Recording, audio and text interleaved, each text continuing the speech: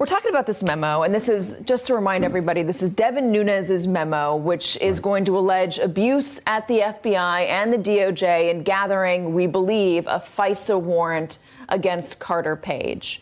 The Democrats don't want this released. They're being blocked from releasing their own memo. The FBI doesn't want it released because they say there are factual inaccuracies in there. They're calling it very reckless if they do so. It looks like this is going to get released. Tell us what the process is to get a FISA warrant.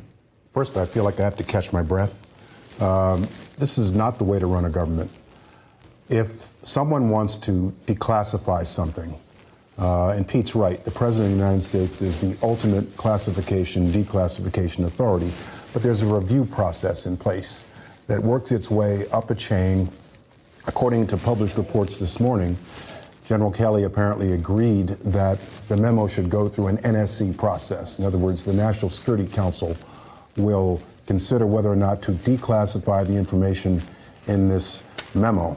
Now, the problem with that is the president apparently has already signaled what he thinks should happen. So the person at the top of the chain has already kind of indicated, according to that hot mic moment, what he thinks should happen. But nevertheless, this is the kind of thing that has to go through a protocol, a process, to make sure that the appropriate equities are considered, to make sure that declassifying information does not constitute damage to our relationships with foreign governments. It doesn't compromise sources and methods. It doesn't damage national security. And so I hope that we go through that process and that people in the cabinet, in national security, will take the appropriate time to consider this. Jay, your mic is getting covered up by your jacket, so we just want to have you sit up so we can hear you clearly.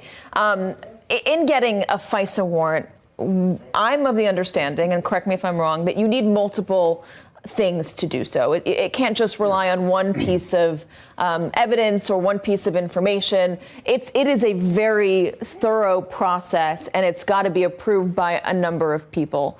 In talking about a FISA warrant and potentially declassifying the way in which somebody got a FISA warrant, how problematic will that be? And could that be problematic? Is it fair to say it'd be problematic for us to reveal how we gather intelligence? Could that hurt us?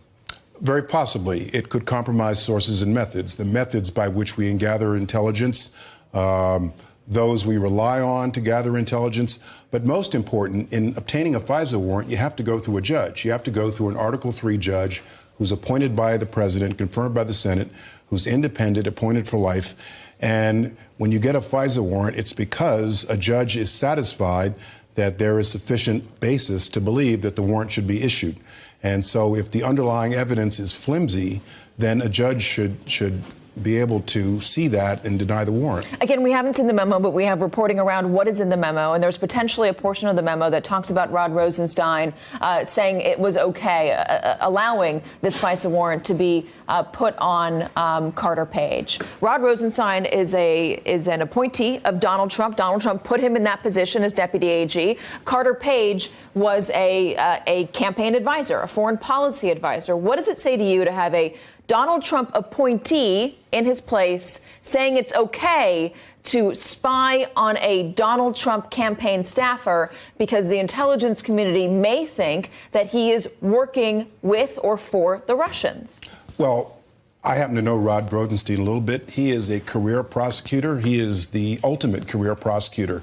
He's about as straight and narrow as they come when you're talking about federal law enforcement officials. And so I'm sure that first and foremost, Rod Rosenstein, our Deputy Attorney General, sees his obligations to the law and to law enforcement separate and apart from who appointed him. So if it's something he recommended and supports, it's obviously important to law enforcement, and it's important to continue the investigation. When the FBI says grave concerns, that's strong language. Do they normally use that sort of language? What does grave concerns translate to for the FBI? That's about as serious as one could express a national security concern. When you say, I have grave concerns. From my days at the Pentagon, we don't throw around phrases like that unless we're really, really concerned about what it is people want to do. Jay, we want to talk to you about cybersecurity, but we've run out of time and we got totally wrapped up in this memo. So can we have you back to talk about cybersecurity? Understood. Okay, great. Thank you very much. We appreciate it. Former DHS Secretary Jay Johnson, thanks for your time.